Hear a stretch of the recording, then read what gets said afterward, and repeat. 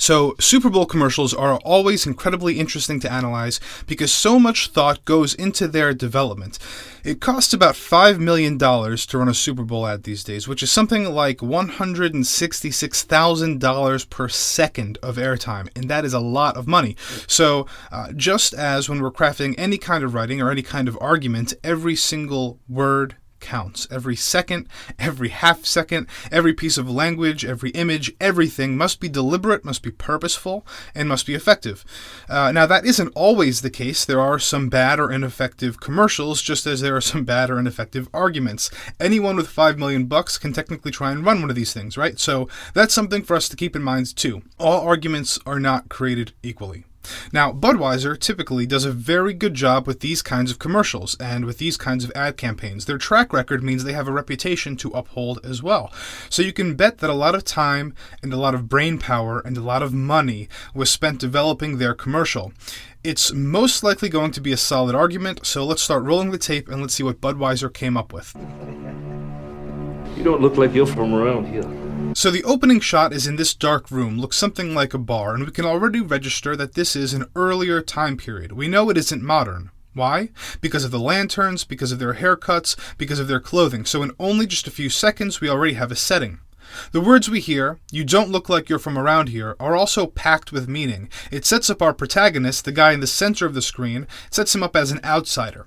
He looks different, and already he seems to be being judged for that. We already know that this is going to be a recurring theme throughout this commercial, and we can make some guesses. Is it going to be about not judging a book by its cover? Is it going to be about the superficiality of appearances, of looks? Is it going to be about trusting or not trusting people who are initially perceived as outsiders? Okay, let's find out.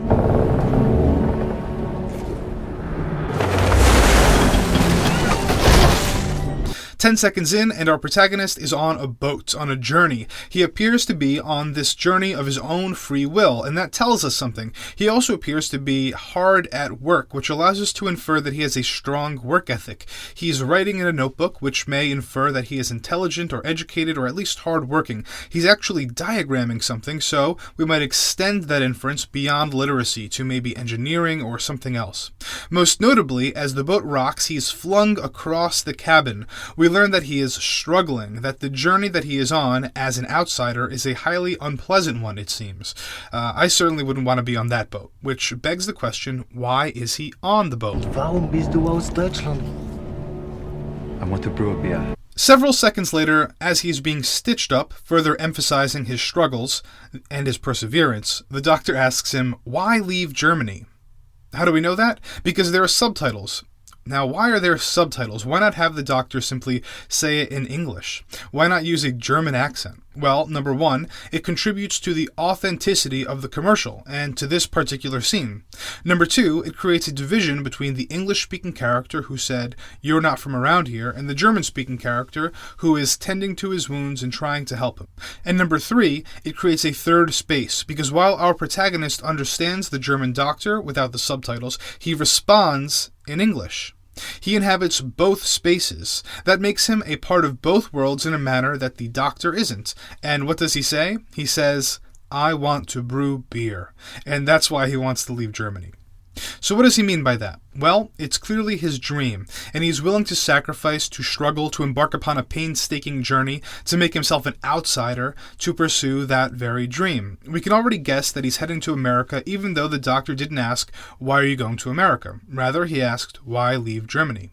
A question for close reading and analysis: why did the doctor ask about leaving Germany and not about the destination of going to America? Was it because America is already known, well known for being the land of opportunity, and so the audience had the opportunity to understand that, right, being implied and not being told directly?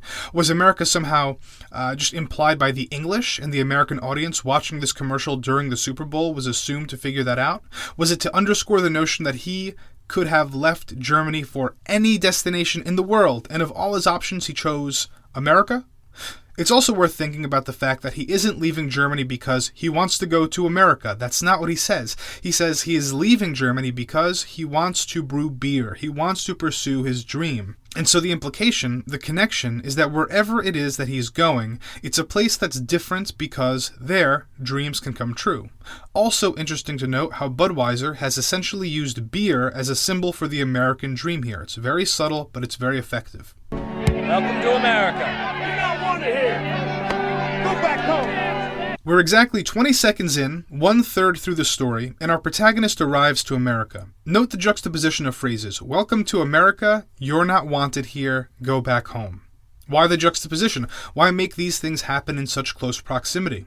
Well, there are a few points being made here. Obviously, this is meant to emphasize the character's struggles, the difficulty of the journey, of the dream being something incredibly difficult to achieve, because even in the land of opportunity, there is resistance, there are naysayers, there are people who do not make it easy.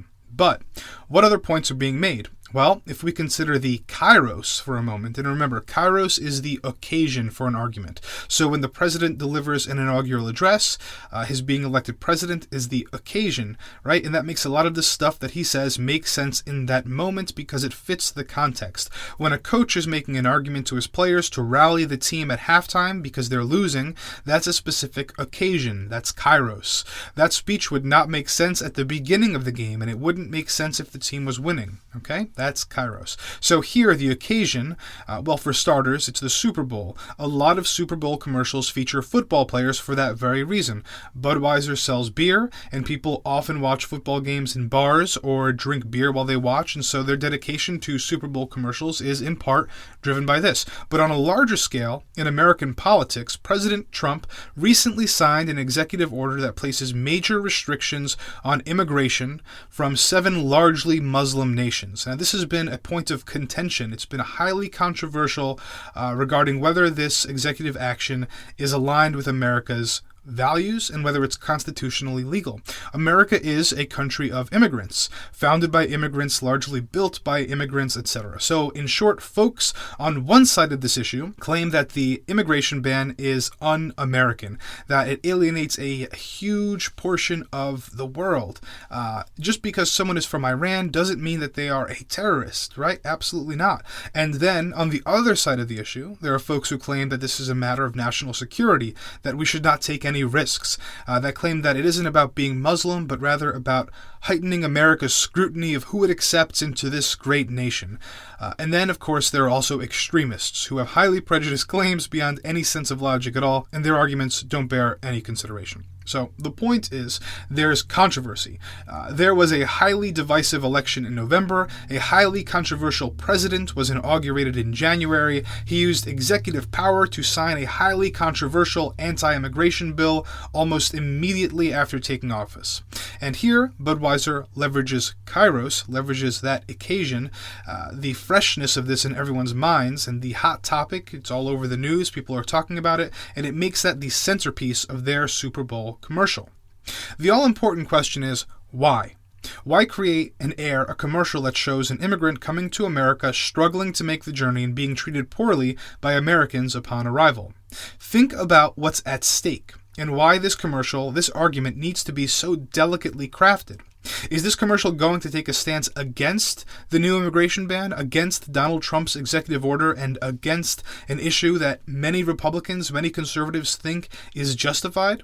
Or is the commercial going to take a turn? Is the immigrant in the commercial going to do something weird or horrible, commit a terrorist act, and justify the scrutiny of immigrants?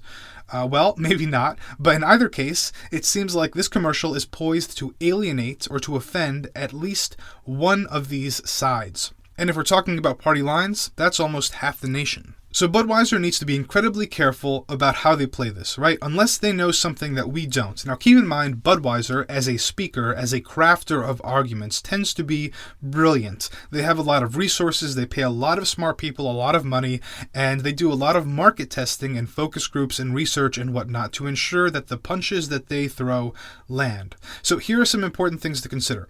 Budweiser's brand is often considered synonymous with America. They've branded themselves as the Great American Lager. Their colors are red, white, and blue. In a recent marketing pitch, they literally wrote America instead of Budweiser on their bottles and cans. They are trying pretty hard to be America, right?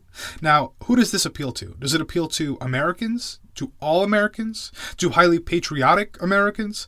To a certain demographic of America that values patriotism and American brands more so than others? And another important thing to consider is that Budweiser is a global corporation, right? They serve a global market. So how does our understanding of this argument change if we learn that Budweiser is Canada's most popular beer? How does our understanding of this argument change if we learn that Budweiser isn't a cheap beer in other countries as it is in America, but rather is considered a high-quality American import?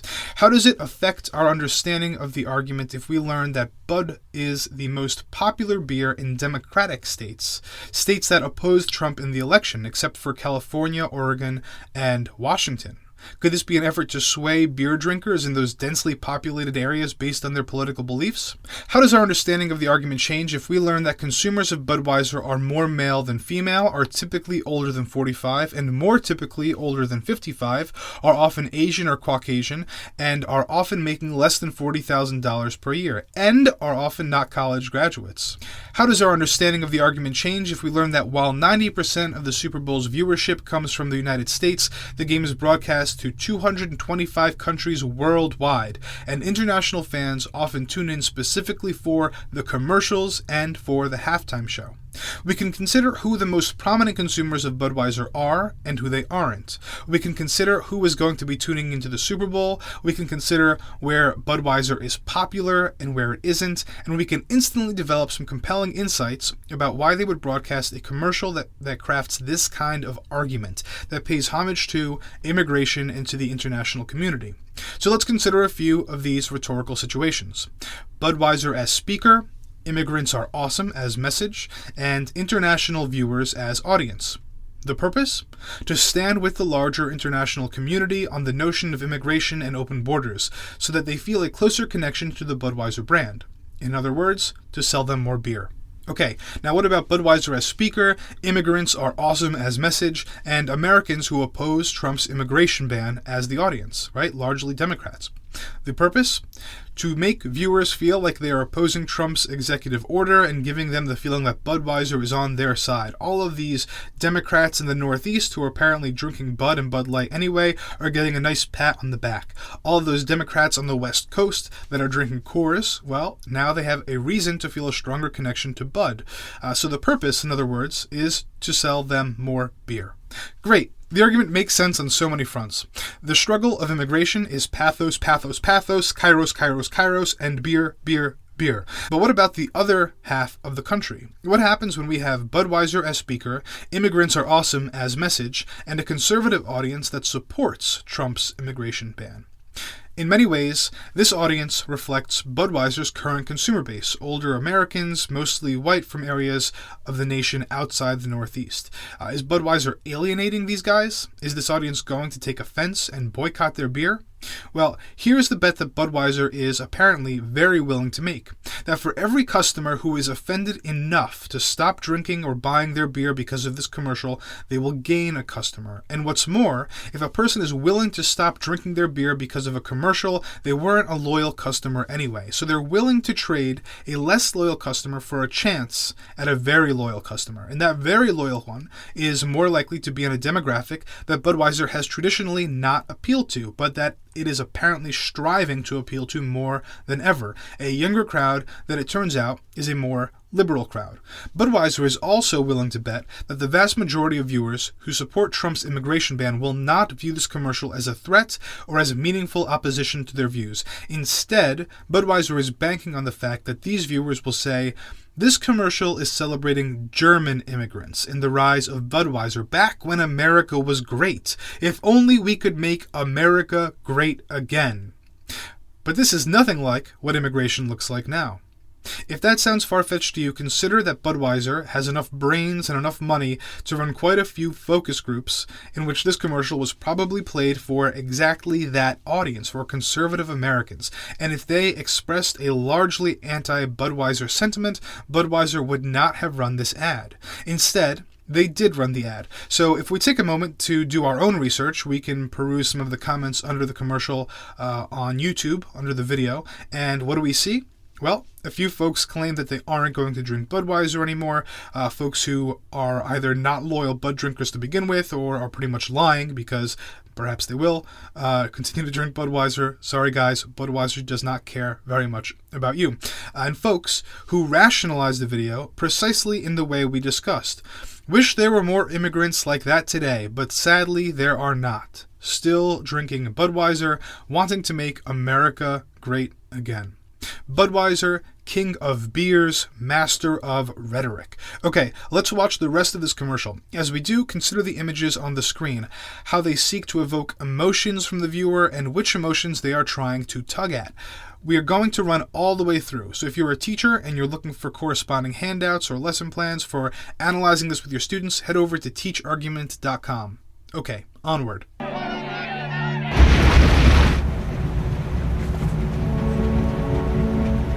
Abandon ship!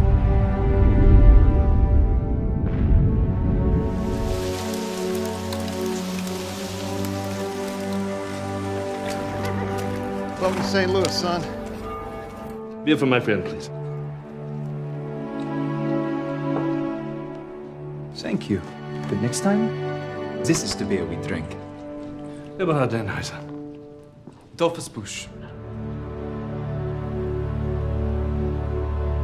So throughout the rest of the commercial, we get more snapshots of Adolphus Busch's life, the hardships of immigration, the setbacks, the arrival to St. Louis, plenty of images of him working hard, symbolized by that notebook we keep seeing, and then finally he meets Anheuser. The famous Budweiser partnership is forged. A lot of pathos, and we already know why. The purpose? To sell more beer. The words we are left with: when nothing stops your dream, this is the beer we drink. That slogan harkens back, once again, to the notion of the American dream, the idea that you can achieve whatever you want, you can be successful if you persevere and put in the work. It's carefully worded so that it can be perceived as an uplifting call of action or call to action to those in favor of open borders and immigration, as a pick-me-up for refugees who are fleeing difficult lives in hope of achieving greatness elsewhere, and it can be perceived as a tip of the hat to the good old days, back when America was great, when all immigrants were German, English-speaking, and white. It's cleverly multifaceted, and it's just controversial enough to ensure that people will be talking about it. There is viral marketing value there, and that kind of value is gold. So, if you enjoyed this analysis, subscribe to our channel. Every subscriber helps. If you're a teacher and you're looking for awesome materials for teaching argument, head over to teachargument.com.